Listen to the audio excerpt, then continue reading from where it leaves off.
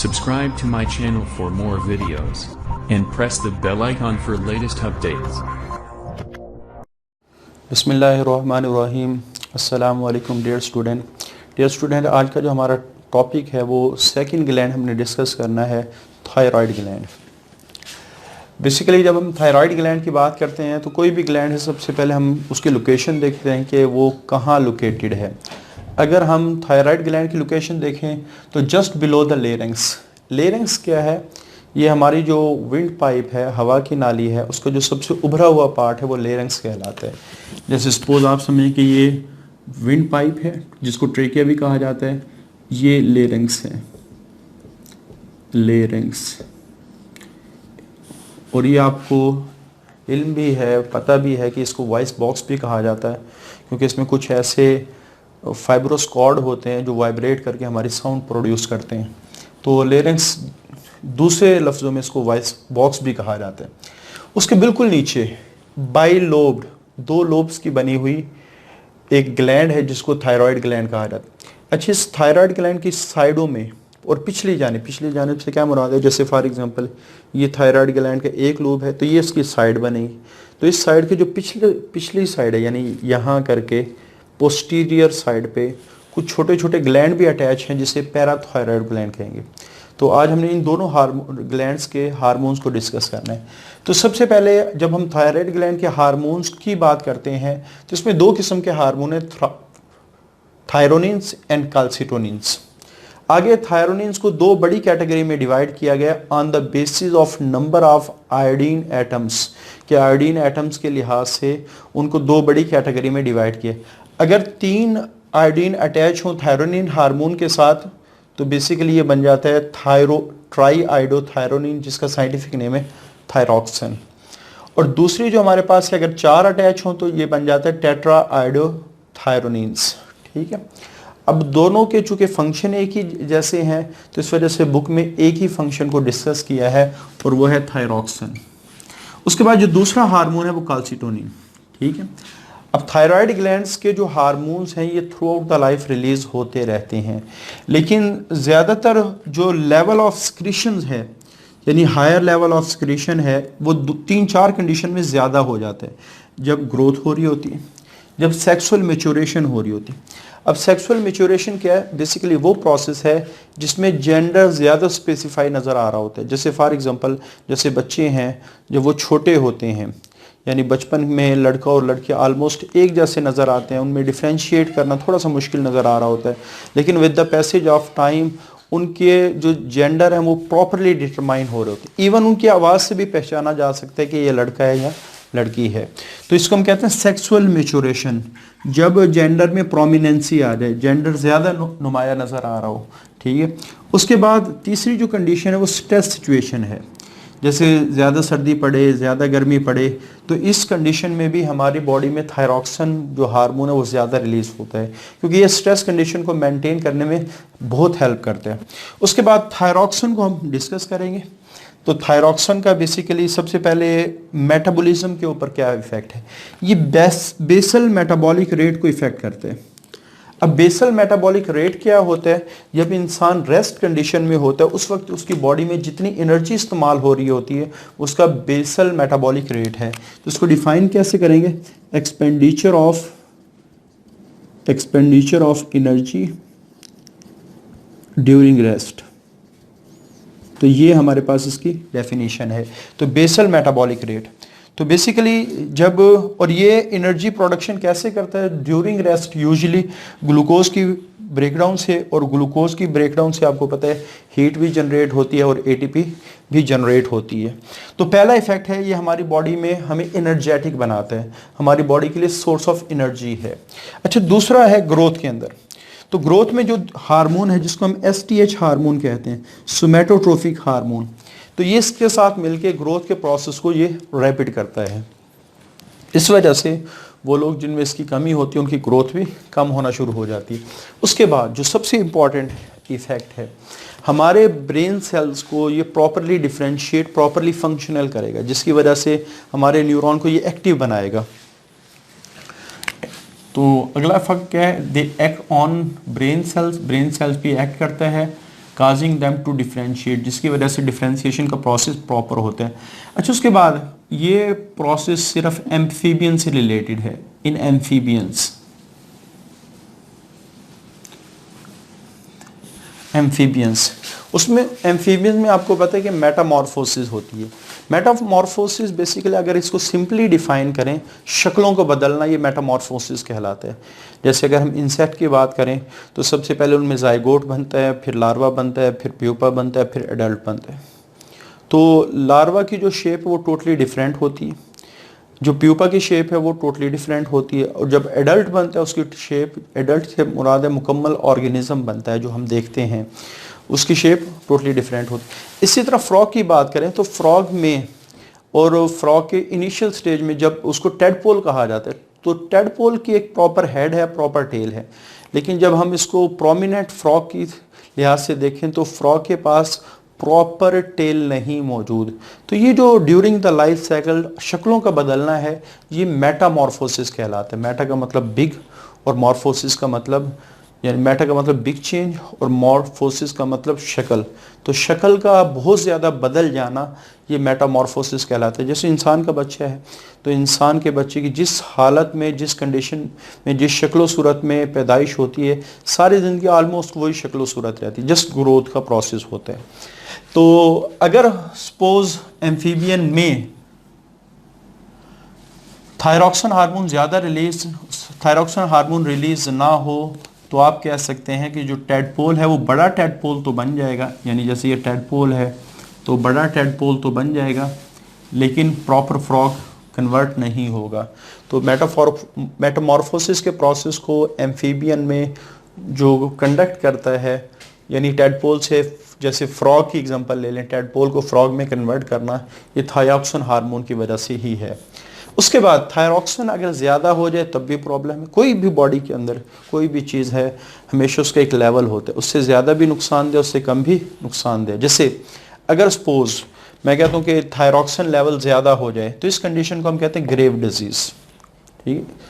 तो इसमें क्या होता है, due to hyper secretion of thyroid gland, जो थायराइड ग्लैंड है वो ज़्यादा अपनी सिक्रेशन को रिलीज़ करना शुरू कर देते हैं, और इसकी वजह से हमारा जो, चूँकि थायराइड ग्लैंड इस जगह मौजूद हैं, ट्रेकिया के बिल्कुल ऊपर वाले पोर्शन में मौजूद हैं, तो जो ही कोई भी टिश्यू जब ज़्यादा काम करने लगता है तो उसका साइज़ बढ़ना शुरू हो जाता है। तो हमारे ये वाले जो ग्लैंड के सेल जब वो ज़्यादा काम करेंगे तो आहिस्ता आहिस्ता वो क्या होना शुरू होंगे, स्वेलअप, यानी साइज़ उनका बढ़ना शुरू हो, और वो साइज़ फिर हमारी जो नेक है, हमारी जो थ्रॉट है, इसकी स्वेलिंग से महसूस होता है। इसको हम कहते हैं गाइटर। तो स्वेलिंग ऑफ थ्रॉट को गाइटर कहा जाता है। लेकिन इस गाइटर के अंदर और जो सिंपल गाइटर है जो मशहूर है, उस गाइटर में थोड़ा सा फ़र्क है। इसमें एक और साथ इफेक्ट होते हैं। एक्सो का मतलब होता है आउटसाइड, और थैल्मिक ये आई से रिलेटेड है। तो ये एक ऐसा गाइटर है जिसमें आंखें बाहर निकली हुई भी महसूस होती हैं, जैसे ऐसे लगता है कि किसी को वो घूर रहा है, यानी आंखें वो बड़ी साइज उनका बढ़ना शुरू हो जाते हैं। तो एक्सोथैल्मिक गाइटर। तो यहाँ अगर गाइटर के साथ साथ उसकी आंखें भी बाहर आई हुई नजर आए तो इसको हम कहते हैं ये ग्रेव डिजीज हो गई। और आपको पता है कि जब बेसल मेटाबॉलिक रेट ज़्यादा होगा, रेस्ट कंडीशन में भी जब एनर्जी की प्रोडक्शन ज़्यादा होगी, तो ये है ना कि हम जब एक्सरसाइज करते हैं तो हमारा जिस्म गर्म हो जाते हैं। अगर इंसान बैठे बैठाए उसके अंदर एनर्जी ज़्यादा प्रोड्यूस होने लगे तो उसको भी हर वक्त ऐसे लगेगा जैसे उसको बुखार सा है, उसका जिस्म गरम गरम महसूस होगा। और चूँकि थायरॉक्सिन का एक फंक्शन ये है, इसने हार्ट रेट को बढ़ाना है, और अगर ज़्यादा थायरॉक्सिन रिलीज़ होगा तो ज़्यादा हार्ट रेट बढ़ेगी। तो ज़्यादा हार्ट रेट बढ़ने से ऑटोमेटिकली एक वक्त ऐसा आता है, जैसे हमारी हार्ट है ये एक मशीनरी की तरह है, अगर मशीनरी से ज़रूरत से ज़्यादा काम लिया वो फेल हो जाएगी। तो अगर ये ट्रीट ना किया हमने हाइपर सिक्रेशन ऑफ थायरॉक्सिन को, जिसको ग्रेव डिजीज़ कहा जाता है, तो कार्डियक फेलियर भी हो सकता है। अब ये ज़्यादा क्यों रिलीज़ होता है, इसकी बॉडी में कुछ एंटीबॉडीज़ हैं, बेसिकली इसको ऑटो इम्यून डिजीज़ भी कह सकते हैं।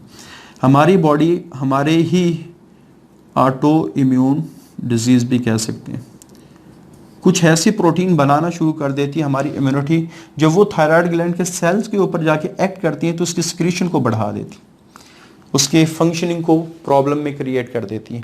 तो over production of abnormal protein, अब एंटीबॉडीज़ के वो प्रोटीन ही है, तो abnormal protein stimulate the thyroid for the excess secretion, तो ये इसका सबसे बड़ा काज है। अच्छा, उसके बाद अगर इसकी सिक्रेशन कम हो जाए तो कम क्यों होगी? अब इसके दो बड़े काज हो सकते हैं। पहला काज, इंसान पैदाइशी तौर पे थायराइड ग्लैंड उसमें सही तरह डिवेल्प ही ना हो, कोई जेनेटिकली प्रॉब्लम हो, ठीक है, या थायराइड ग्लैंड के स्ट्रक्चर में कोई प्रॉब्लम, कोई सेल में कोई फंक्शन सही तरह नहीं परफॉर्म हो रहा पैदाइशी तौर पे। अगर पैदाइशी तौर पे थायराइड ग्लैंड का मसला है तो इस कंडीशन को हम कहते हैं क्रिटिनिज्म। क्रिटिनिज्म तो कंजेनिटल डिजीज वो होती है जो किसी भी ऑर्गेनिज्म में बाई बर्थ होती है। कंजेनिटल, पैदाइशी तौर पे किसी भी ऑर्गेनिज्म में जब डिजीज बाई बर्थ हो वो क्या कहलाती है? कंजेनिटल। तो जो ही बच्चा पैदा हुआ उसके अंदर थायरॉक्सिन की अगर कमी हो गई तो अगर आप लोगों को इसके फंक्शन जहन में है तो फंक्शन से कुछ साइड इफेक्ट ऑटोमेटिकली जहन में आएंगे।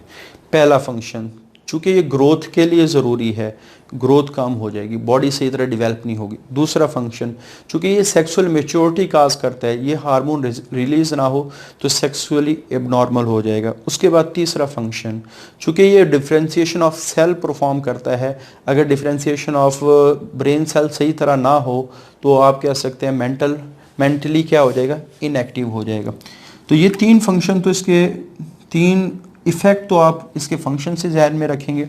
इसी तरह हमारी नॉर्मल डेवलपमेंट ऑफ हेयर्स के लिए भी थायरॉक्सिन ज़रूरी है। तो थायरॉक्सिन का लेवल जो ही कम होगा तो बाल झड़ना शुरू हो जाएंगे।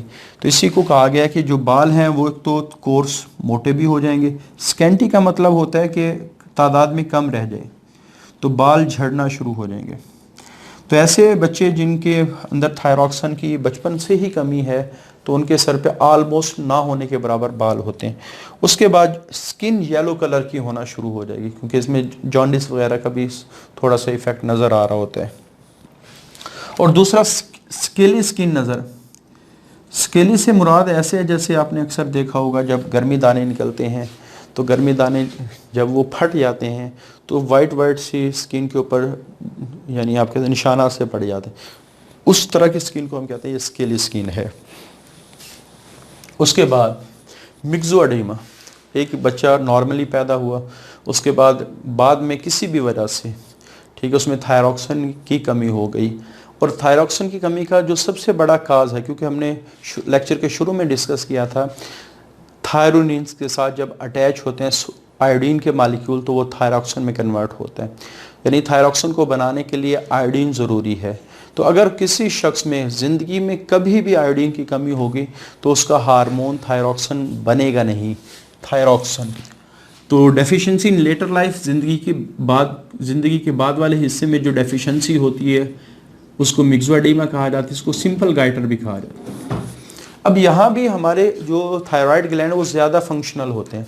अब आप हैरान होंगे कि ज़्यादा फंक्शनल क्यों होते हैं, हालांकि हार्मोन कम रिलीज़ हो रहा है। बेसिकली होता क्या है कि जब हमारी बॉडी में थायरॉक्सिन हार्मोन कम बनेगा तो हमारा ब्रेन बार बार थायराइड ग्लैंड को मैसेज भेजेगा, भाई हार्मोन रिलीज़ करो, हार्मोन रिलीज़ करो।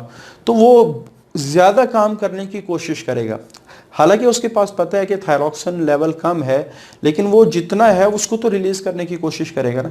तो यानी उसके ऊपर बर्डन बढ़ जाएगा और जब भी कोई ऑर्गन ज़रूरत से ज़्यादा काम कर रहा हो तो वो स्वेल अप होना शुरू हो जाते हैं। तो ये वजह कि जब ज़्यादा सिक्रेशन हो तब भी गाइटर होता है, जब आप कह सकते हैं डेफिशिएंसी ऑफ थायरॉक्सिन हो तब भी गाइटर होते हैं। क्रिटिनिज्म में गाइटर इस वजह से नहीं होता क्योंकि यूजुअली थायराइड ग्लैंड ही ख़राब होते हैं, उसने क्या काम करना है। तो यहाँ बेसिकली वो ज़्यादा काम करने की कोशिश करता है, होता उससे नहीं है लेकिन ज़्यादा काम करने की वो कोशिश करता है। तो यहाँ भी गाइटर होता है और होता किस वजह से है? आयोडीन की शॉर्टेज की वजह से। आगे जिस वक्त आपको पता है कि थायरॉक्सिन हार्मोन कम रिलीज़ होगा तो हमारी बॉडी में एनर्जी प्रोडक्शन कम होगी। तो जो स्टोरेज चीज़ बॉडी के अंदर एनर्जी के प्रोडक्ट हैं जिन्होंने एनर्जी प्रोड्यूस करनी है वो बजाय टूटने के स्टोर होना शुरू हो जाती है। जैसे फॉर एग्जांपल अब ग्लूकोज नहीं टूटेगा, ग्लूकोज स्टोर होना शुरू हो जाती है। अच्छा, ग्लूकोज के बाद फिर दूसरा ऑप्शन आता है फैट्स नहीं टूटेंगे तो फैट स्टोर। तो पहले बॉडी ग्लूकोज की एनर्जी इस्तेमाल करती है, फिर ज़रूरत पड़ने पे फैट्स की एनर्जी भी इस्तेमाल करती है। अब बॉडी में ग्लूकोज इस्तेमाल नहीं हो रहा तो फैट्स तो बिल्कुल ही इस्तेमाल नहीं होंगे। इस वजह से फैट्स की डेपोजिशन बहुत ज़्यादा होना शुरू हो जाती है। तो जो ही फैट्स, यानी आप कह सकते हैं फैट्स के हैं, ये चर्बी है, और बॉडी में चर्बी जमा होना शुरू हो गई तो वज़न बढ़ना शुरू हो जाएगा, जिस्म मोटा होना शुरू। और आपने देखा होगा कि अक्सर जो बहुत ही ज़्यादा मोटे लोग होते हैं उनकी जो स्किन है वो फूली हुई नज़र आती है, ऐसी मोटी मोटी स्किन नज़र आती है, उनके हाथ काफ़ी मोटे मोटे नज़र आते हैं। तो इसको हम कहते हैं puffiness of hand and skin. तो फैट्स की डिपोजिशन होती है, ओवर वेट हो जाता है, पफिनेस, फूला हुआ हाथ नज़र आता है, स्किन नज़र आती है। उसके बाद चूँकि बॉडी के पास एनर्जी कम हो जाएगी, तो एनर्जी हर बॉडी के प्रोसेस के लिए ज़रूरी है, चाहे वो न्यूरॉन्स का फंक्शन हो या बॉडी के किसी और हिस्से का। तो ओवरऑल बॉडी का जो फंक्शन है, प्रोसेस है, उसके जो काम करने का तरीक़ाकार है वो क्या हो जाएगा, कम हो जाएगा। Mentally and bodily process retarded. Recommendation क्या है? ज़ाहिर बात है आयोडीन की कमी की वजह से गाइटर होता है, तो हमें चाहिए कि हम जो अपनी डेली रूटीन में नमक इस्तेमाल करते हैं, और मार्केट में अवेलेबल है, तकरीबन हर कंपनी अब नमक के अंदर आयोडीन ऐड करती है, तो आयोडाइड टेबल साल्ट इस्तेमाल करें। जो आम नमक है उसके लिए हम वर्ड इस्तेमाल करते हैं टेबल साल्ट, जो इन शॉर्ट आप कह सकते हैं सोडियम क्लोराइड है। अच्छा, उसके बाद दूसरा जो हार्मोन है वो कैल्सिटोनिन है। नाम से जाहिर है कैल्शियम से रिलेटेड होगा। तो रिलीज कब होता है? हमारी बॉडी में जो ब्लड कैल्शियम लेवल है वो डिसाइड करता है कि कैल्सिटोनिन को रिलीज होना चाहिए या नहीं होना चाहिए। इसका काम है कि ब्लड के कैल्शियम लेवल को कम करना। इसका फंक्शन क्या है? ब्लड के कैल्शियम लेवल को कम करना। ये कम कैसे करेगा? जो ब्लड में एक्स्ट्रा कैल्शियम उसको बोन में डिपॉजिट कर देगा। तो अगर ब्लड के अंदर कैल्शियम लेवल ज़्यादा है तो इसकी स्टिमुलेशन ऑफ रिलीज होगी। अगर ब्लड के अंदर कैल्शियम लेवल कम है तो इसकी रिलीज रुक जाएगी। इसका फंक्शन क्या है कि decrease the blood calcium level by deposition in bone, कि बोन्स के अंदर कैल्शियम लेवल ज़्यादा डिपॉजिट होते हैं। बल्कि आजकल तो कुछ मेडिसिन आती हैं उनका अंदर 3 किस्म के कॉम्बिनेशन होते हैं, उनमें कैल्शियम, विटामिन डी और कैल्सिटोनिन। कैल्शियम ज़रूरत है हड्डियों को मजबूत करने के लिए, तो वो लोग जिनमें हड्डियाँ कमज़ोर होना शुरू होती हैं उनको ये मेडिसिन दी जाती हैं। अब विटामिन डी क्या करता है? हमारे डाइजेस्टिव सिस्टम से ब्लड में कैल्शियम को ट्रांसफ़र करवाता है। यानी हमारे डाइजेस्टिव सिस्टम में अब जो हमने गोली या टैबलेट इस्तेमाल की वो हमारे डाइजेस्टिव सिस्टम में जाएगी। डाइजेस्टिव सिस्टम से ब्लड में कैल्शियम को भेजना है विटामिन डी का काम। आगे ब्लड से बोन्स में भेजना ही कैल्सिटोनिन का काम है। तो बोन्स में जितना ज़्यादा कैल्शियम डिपॉजिट होगा बोन्स उतनी ही ज़्यादा मजबूत होंगी। तो आपने जहन में रखना है ये डेपोजिशन ऑफ बोन को, कैल्शियम को deposition by deposition in bone के बोन्स में जमा कर देता है। अच्छा, एबनॉर्मल, अगर ये ज़रूरत से ज़्यादा हो या ज़रूरत से कम हो तो हर किस्म के प्रॉब्लम आना शुरू, मसल्स, ब्लड के प्रॉब्लम, जैसे हाइपरकैल्सीमिया हो जाता है, हाइपोकैल्सीमिया हो जाती है। तो हाइपोकैल्सीमिया में मसल्स में ऐसे झटके लगना शुरू हो जाते हैं। हाइपरकैल्सीमिया हो जाए किडनी स्टोन बनना शुरू हो जाते हैं। स्केलेटन आप कह सकते हैं कम हो जाए, स्केलेटन कमज़ोर होना शुरू हो जाते हैं। हमारी नर्व्स, जो नर्व इम्पल्स की कंडक्शन है उसमें कैल्शियम आयन का एक बहुत बड़ा रोल है। तो ये सारे प्रोसेस क्या होते हैं? इफेक्टेड होते हैं। अच्छा, बिल्कुल कैल्सिटोनिन के अपोजिट एक हार्मोन काम करता है जो पैराथायराइड ग्लैंड से रिलीज होता है। पैराथायराइड ग्लैंड मौजूद कहाँ होता है? ये हमने लेक्चर के शुरू में डिस्कस भी किया था कि जो हमारे थायराइड ग्लैंड का लूब है उसकी जो साइड है और साइड के पिछले वाला हिस्सा है उसमें ये लोकेटेड होता है, posterior part of lateral side of thyroid. और इससे एक हार्मोन रिलीज होता है जिसको हम कहते हैं पैराथार्मोन, जो एंटागोनिस्टिक टू कैल्सिटोनिन है। एंटागोनिस्टिक टू यानी इसका काम ये है कि जब ब्लड के अंदर कैल्शियम लेवल कम होगा तो ये रिलीज होगा, और इसका काम है बोन्स से कैल्शियम को निकाल के ब्लड में लेके आना। तो ये इसका फंक्शन है कि decrease the blood calcium level, तो इसकी सिक्रेशन स्टिमुलेट हो जाएगा। और इसका फंक्शन ये है कि बोन से कैल्शियम को निकालेगा और ब्लड के अंदर लेके आएगा। इस वजह से अगर पैराथायराइड ग्लैंड की हाइपर सिक्रेशन हो जाए या हाइपो सिक्रेशन हो जाए, इसके क्या इफेक्ट होंगे? जैसे अगर हाइपर सिक्रेशन हो जाए तो ब्लड में कैल्शियम ज़्यादा आएगा, क्योंकि इसका फंक्शन ये है कि इसने बोन से ब्लड में कैल्शियम को भेजना है। तो इस कंडीशन को हम कहते हैं हाइपर कैल्सीमिया।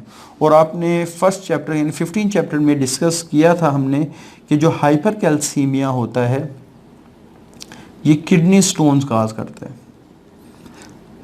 यानी 15% जो किडनी स्टोन है वो कैल्शियम फॉस्फेट के बने होते हैं। और चूंकि बोन से निकल के कैल्शियम आएगा तो बोन्स भी कमज़ोर होना शुरू हो जाती हैं। इस कंडीशन को हम कहते हैं रिकेट्स, हड्डियों के कमज़ोर होने को रिकेट्स कहा जाता है, और बच्चों में ये बहुत कॉमनली नज़र आ रहा होता है। इसी तरह अगर ये कम सिक्रेट हो तो ब्लड में कैल्शियम लेवल कम रहेगा, यानी इसका काम है ब्लड के कैल्शियम लेवल को बढ़ाना। अब ये रिलीज ही नहीं हो रहा तो ब्लड का कैल्शियम लेवल कम रहेगा। तो इस कंडीशन में मस्कुलर टेटनी, ये चैप्टर नंबर 6 में डिटेल में लिखा हुआ है, मस्कुलर टेटनी, कि जिस वक्त कैल्शियम लेवल ब्लड का कम होता है तो फिर नर्व इम्पल्स की स्टिमुलेशन बढ़ जाती है, मसल्स को ज़्यादा नर्व इम्पल्स पहुंचती है और मसल में झटके लगना शुरू हो जाते हैं। तो ये मसल के झटके लगने को हम बाज़ दफ़ा मस्कुलर टेटनी कहते हैं। और ये किस वजह से अगर हो, अब झटके लगने का काज तो बहुत सारा भी हो सकता है, जैसे हमने एपिलेप्सी में डिस्कस किया था। तो झटके लगने की जो काज है वो तो बहुत सारी होती है, लेकिन अगर मसल्स में झटके लगें यानी कन्वर्जन हो मसल के अंदर due to deficiency of calcium in blood, फिर इसको मस्कुलर टेटनी कहा जाता है। क्लियर? तो ये हमारे पास अगर ज़्यादा हो जाए तब भी प्रॉब्लम आता है, कम हो जाए तब भी प्रॉब्लम आता है। इसी तरह कैल्सिटोनिन बिल्कुल इसके अपोजिट काम करता है, ये भी अगर ज़्यादा हो तब भी प्रॉब्लम आता है, अगर कम हो तब भी प्रॉब्लम होते हैं। तो ये हर हार्मोन के साथ यही बात है कि ज़्यादा हो तब भी प्रॉब्लम आएगा, कम हो तब भी। ये सिर्फ हार्मोन नहीं बल्कि अल्लाह ताला ने इस बॉडी को ऐसे अंदाज में बनाया है और ऐसे परफेक्ट अंदाज में बनाया है, कुछ भी चीज़ थोड़ी सी भी ज़्यादा हो बॉडी सही तरह काम नहीं कर सकती, थोड़ी सी भी कम हो बॉडी सही तरह काम नहीं कर सकती। तो अल्लाह ताला ने सूरह रहमान में जो फरमाया, फ़बिअय्यि आलाइ रब्बिकुमा तुकज़्ज़िबान, तुम अपने परवरदिगार की कौन कौन सी नेमतों को झुटलाओगे। तो ये सारी चीज़ें पढ़ के अल्लाह ताला की जो सिफ़ात हैं, अल्लाह ताला की जो खल्कियत है, तख्लीक है, उस पर ज़्यादा यकीन आना शुरू होता है कि अल्लाह ताला ने कैसा ज़बरदस्त निज़ाम बनाया इंसान की बॉडी में, ऑर्गेनिज़म की बॉडी में। तो आज के लिए इतने ही। अल्लाह हाफिज़।